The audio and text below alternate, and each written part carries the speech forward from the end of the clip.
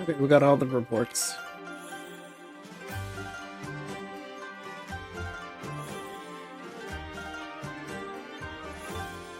My efforts these many years have come to fruition, with the world I govern having become a paradise worthy of being called Radiant Garden.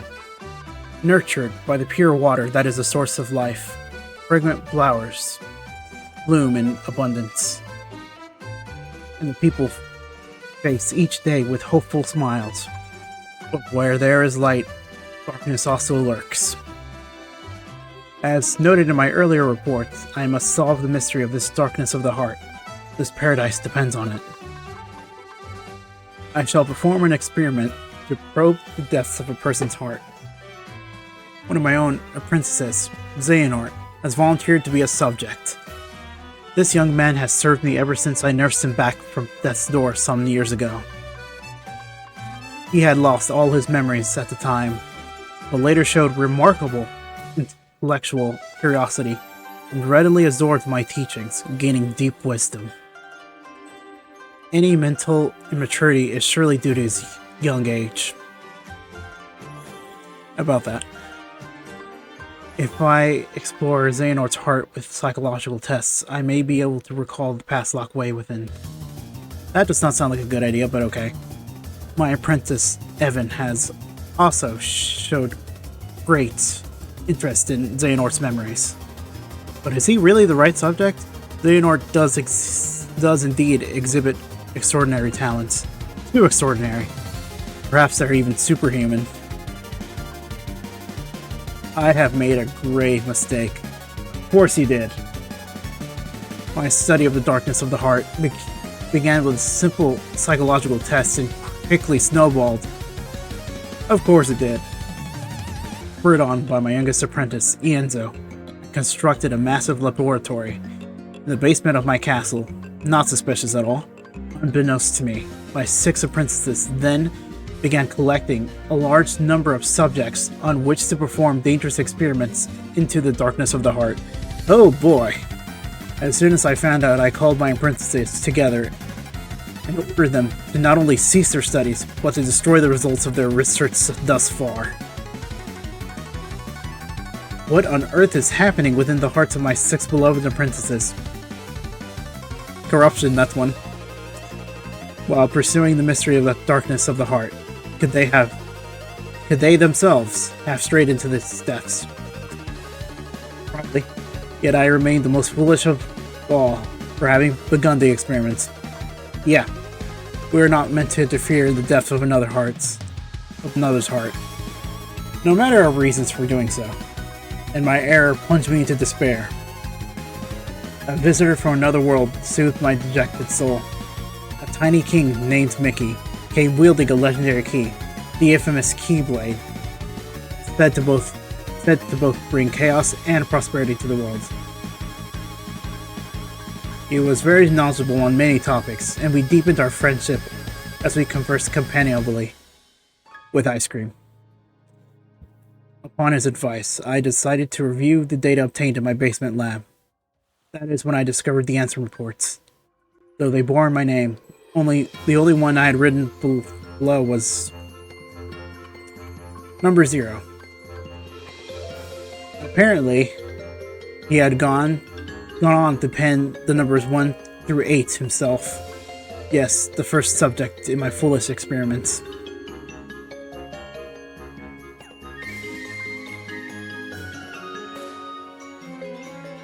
Chaos not only affects this world, but many other worlds as well. In the answer reports, my apprentice, Xehanort, had written under my name and found the records of his hideous experiments along with his hypothesis about the door that appeared out of the darkness in my basement. All living things have hearts, and all hearts hold darkness deep within. Worlds are no exception. If a world is a being, the heart it holds must be colossal. And the darkness at its core must be monstrous indeed.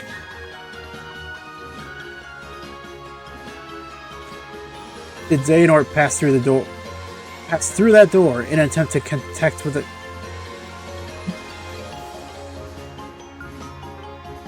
Did he try to go to that door? to contact the Dark Realm. No, not only Xehanort. It appears my 5 other apprentices, believing it was for the sake of research, also did it. Stared deep into the darkness and were pulled into it. What a surprise. Even Iento, Brig, Dylan, and Alias. They have ceased to be human. I too have had everything taken away from me, banished to a hollow realm of nothingness. What is Xehanort hoping to gain with my pilfered existence? Will my people cease to smile? If the light of hope has been extinguished, I shall henceforth walk with darkness as a friend. Here in the realm of nothingness to which I have been relegated. Darkness in the midst of nothing. Darkness in zero. Therefore I should be known as Diz. Oh. That's why his name is that.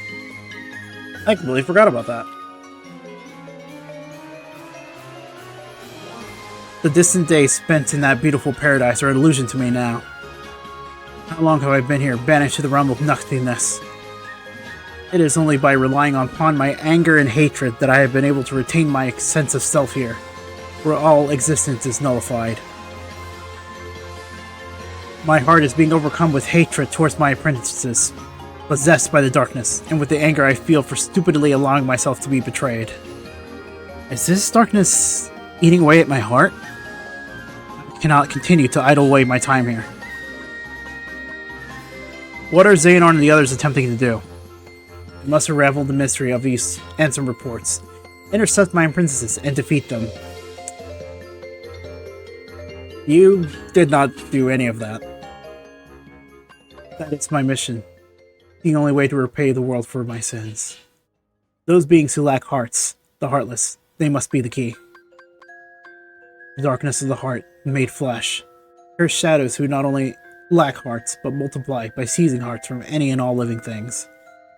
Where have they come from? And where are they going? 3 elements combine to create life. A heart, a soul, and a body. But what if the soul and body left behind when a heart is lost? When the soul leaves the body, its vessel, life gives way to death. But what about when the heart leaves? A being does not perish when its heart leaves its body. The heart disappears into the darkness. There is little time. If I remain in this realm much longer, I will certainly learn these answers the hard way. My heart is already captive of the darkness.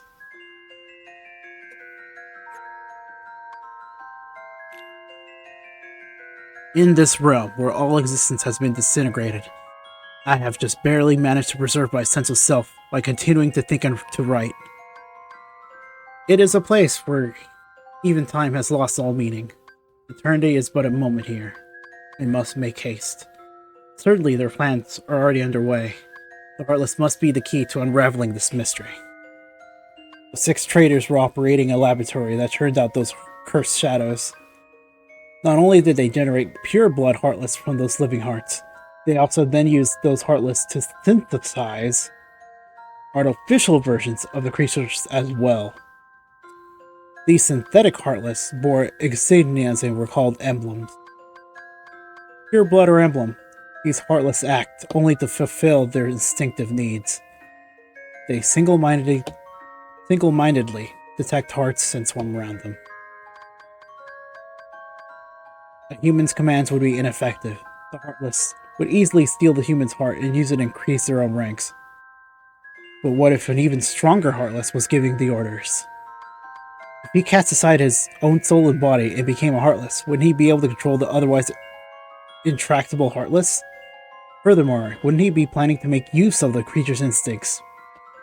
If the heart-seeking Heartless have their sights set on a larger, more powerful heart, their ultimate goal is crystal clear.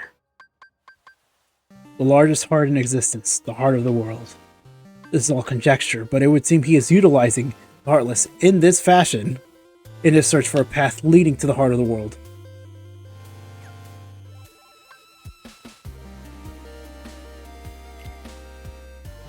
My choice to befriend My choice to befriend darkness here in the midst of nothingness was a sound one.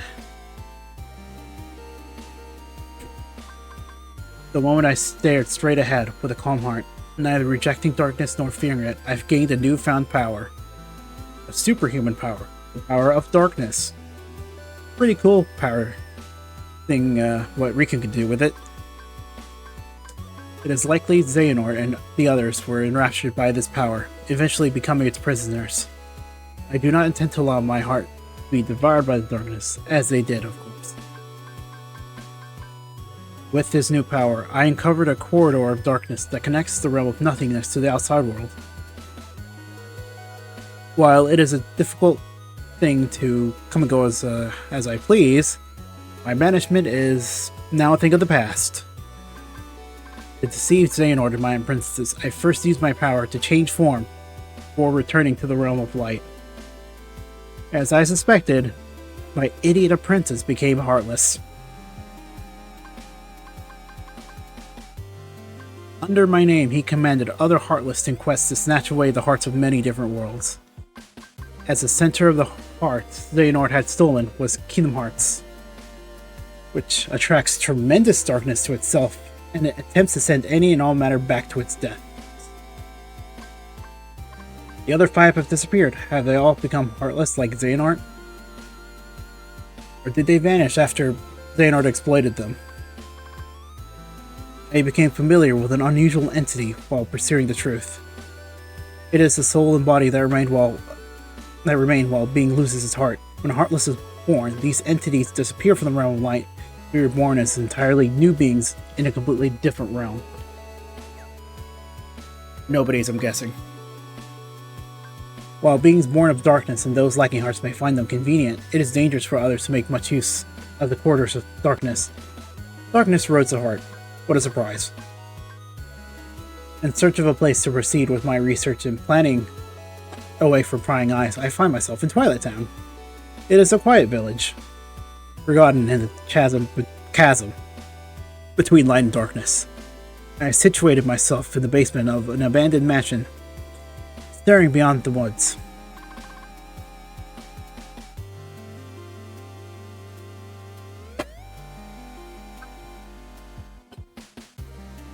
My underground research has resulted in one new discovery after another.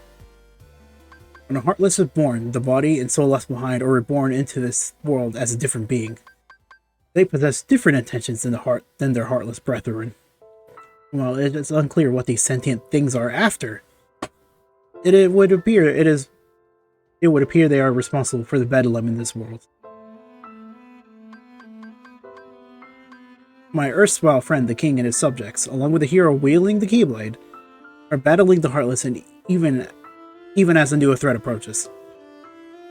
This new threat, they have given themselves a fitting name, I suppose. These non-beings, nobodies, losers, targets.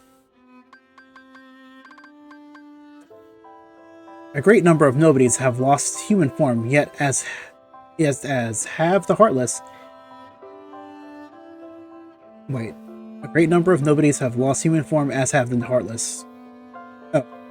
Okay, I misread that. Alright.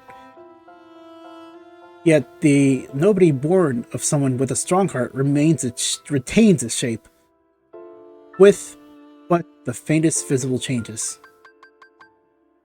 It appears my betrayers have retained their human forms as nobodies, and are gathering more followers in a pyramid scheme.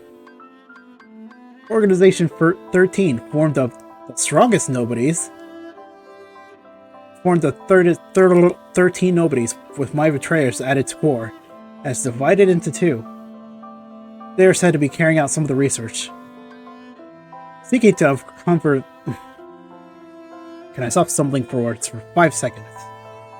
Seeking to uncover the plans of this organization, I have decided to head to where 6 of its members have gathered, towering over the outer limits of the realm between light and darkness. Outcast Oblivion.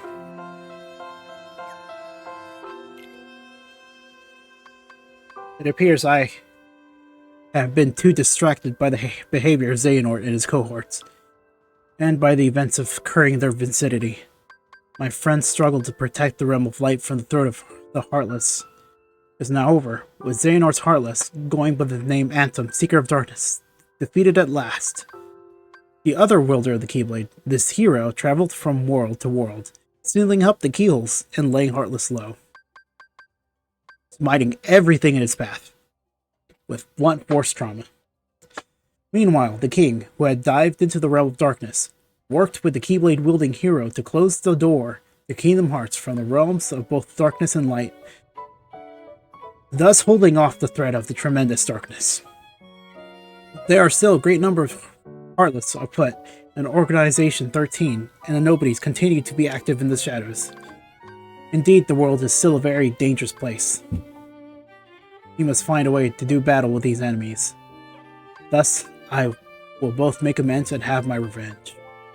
It is for this reason that I infiltrated Castle Oblivion. Consists of 13 floors and 12 floors below ground, with the contests of its white rooms transforming in response to its visitors' memories. When you think about that, that's a pretty neat building, but whatever, it's gone now. Organization 13 was conducting experiments on memory here. Oh, that's why. The subject in these experiments, a girl named Namine, appeared to possess extremely unusual abilities. Were they attempting to derive something from these powers? Refusing to be distracted by Organization 13, I returned to my own secret research when a new visitor appeared at the castle today. It was Sora, the Keyblade-wielding hero who had defeated Ansem and his companions. Deep underground, the stench of darkness arose. All the players are coming together, it would seem.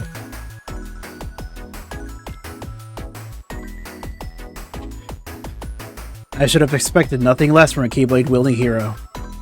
Sora and his friends defied the machinations of Organization 13 and rescued Namine. Namine was a witch who controlled the memories of others. Most likely, these powers were achieved through a special process when she was born. Namine is a nobody, created when a young girl's heart left her body, yet she has no corresponding Heartless. This was because the young girl in question was a princess. Yep. Kairi, a resident of Radiant Garden over which I had ruled, was one of the 7 princes of light. With no darkness in her heart, Kairi produced no Heartless, and instead of vanishing, her body remained in the realm of light. In other words, both the nobody called Namine and the Heartless, proof of a lost heart, are extremely unstable beings who lack the bodies needed to produce a nobody. Therefore, they also lack Kairi's memories. One reason for this may be that Kairi's heart did not return to the darkness when separated from body, but rather migrated to Sora's vessel. Yeah, moved to Sora's heart. That is, Namine is an alter ego of the Kairi that directly interfered with Sora's heart. Could this be why Sora and those hearts who are connected to him were able to have their memories controlled? Yeah, probably. He is a non-being in the truest sense of the world, having not even become a true nobody, and with nowhere left to go. He is but the most fleeting of shadows.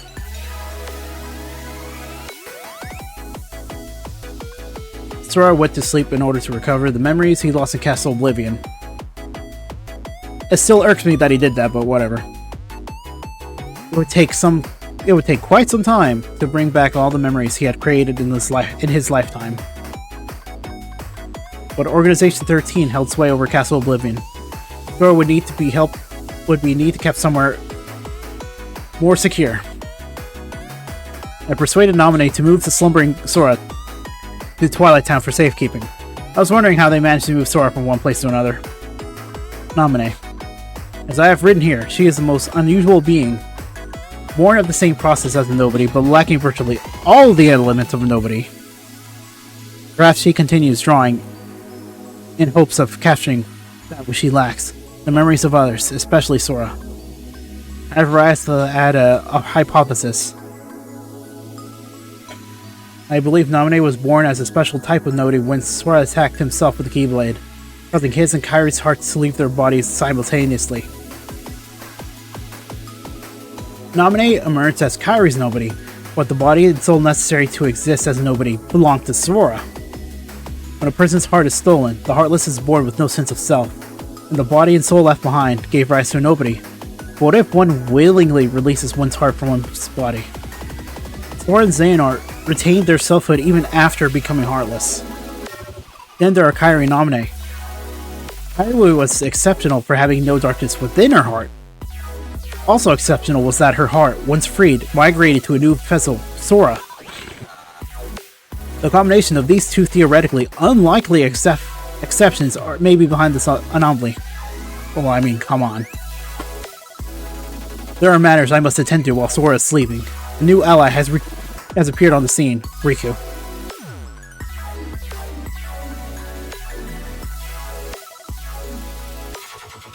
I was reunited with an old friend at Castle Oblivion, but was unable to disclose my identity. If he knew the situation, he would very likely try to stop me from carrying out my revenge. As much as I would dearly love to converse with him, as in the old days, that is now but a hopeless dream. My friend has been fighting in the realm of darkness. Most likely he found his way there through Traverse Town. Like Castle Oblivion, that village also rests in the cleft between light and dark. It consists of the remnants of worlds whose hearts have been stolen by the darkness. By the heartless. It is where those who have barely escaped in the destruction of their worlds. It's basically where the refugees went. This realm between is quite unstable, with corridors of darkness appearing from time to time. Whenever a world disappears, some of its inhabitants must arrive here through these corridors. Surely Sora traveled through these same corridors of darkness when he first came to Traverse Town. It seems my friend, fighting in the realm of darkness, appeared in Castle Oblivion through a corridor of darkness constructed by Organization 13. My new ally, Riku, also effected his returns via these corridors. He swore to me that he would give his all for his best friend Sora. In fact, Sora's memories have been slow to return. Thus, I have asked Riku to bring me another Sora, his nobody. Sora is indispensable if I am to reach my goal. I require the Keyblade-wielding hero to fly through the realm of light and defeat Organization 13. So I don't have to do anything else.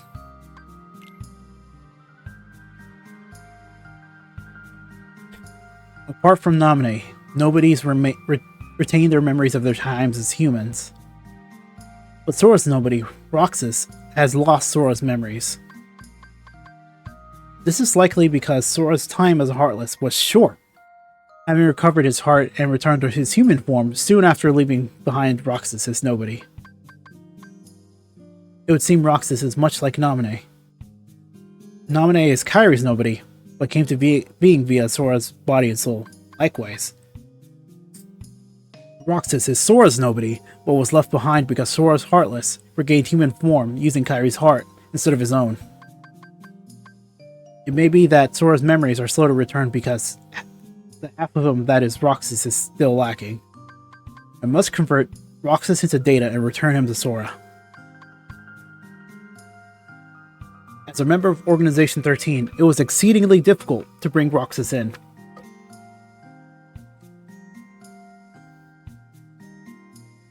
Having lost to Roxas once, he didn't lose. Riku laid everything on the line and used the power of darkness in their second battle, only just managing to bring back Roxas with him. But Organization 13 grows even nearer. Ever nearer. Here in Twilight Town is where Roxas was reborn as nobody. This is where Roxas first encountered Organization 13 and joined its ranks. They are bound to search this place thoroughly. First, I shall convert all of Twilight Town into data and construct a world duplicate and Sora's memories. I shall place Roxas within that world to live out his days and regain those memories. There is little time. The organization's schemes must be making steady progress as well. Shit's going down, basically. Tomorrow, Sora awakens. My long and drawn out revenge is nearing its end. Xehanort, who has taken everything away from me, Though as a Heartless, he is no more. As leader of Organization 13, his ambition, once again, is to capture Kingdom Hearts, the most colossal heart of all. His Heartless has attempted to draw out the great darkness of Kingdom Hearts, created from the hearts of all worlds. His Nobody, however, is now almost finished gathering human hearts to be assimilated into Kingdom Hearts as well. The fool! Only one mystery remains.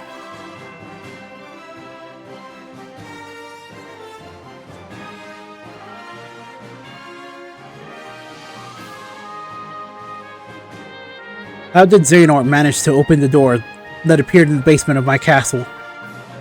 No, any theory posited now, when everything is nearing completion, would be meaningless. Roxas, Ansem, Naminé. They defy all logic, yet there they are, singular exceptions to the rule.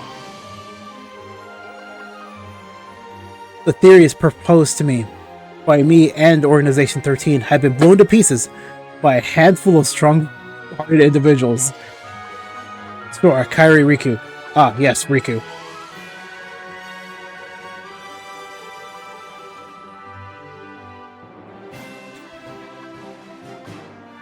Though his heart had its weaknesses, making it prone to darkness, he found support in the hope that he discovered beyond suffering.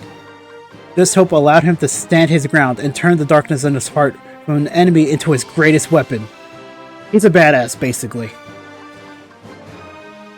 When this is over, it is my fervent hope that he will be able to return with Sora to his island. If I can, I should like to return to Radiant Garden, to look once more upon the beautiful water, the lovely flowers, and the hopeful smiles of the people. Dear King, my friend, I believe that at some point in time, you will come across these, my truthful accounts. How I wish I could have contacted you again. I wish I could have chatted with you again. I was a fool, obsessed with revenge. Forgive me.